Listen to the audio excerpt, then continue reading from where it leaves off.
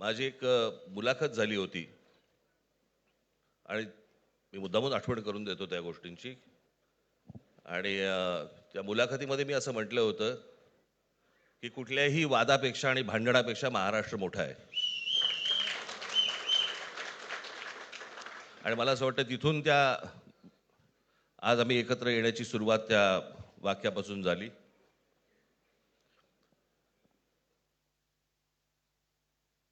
कोण किती जागा लढवणार, आकडा काय, हा नाही सांगणार तुम्हाला.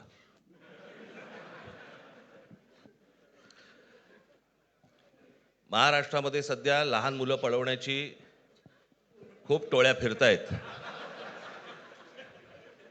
त्याच्यामध्ये 2 टोळ्या अजून जास्ती ॲड झालेल्या आहेत. ते राजकीय पक्षांमधली मुलं पळवतात.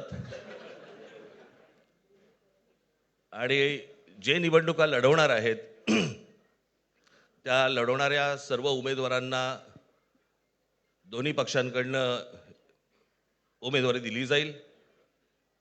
ती कधी भरायची, केव्हा भरायची ते आपल्याला कळवलं जाईल.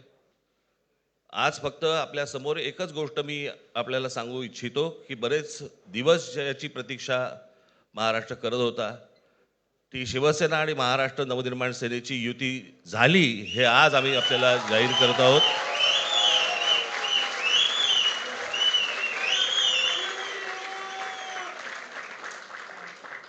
धन्यवाद.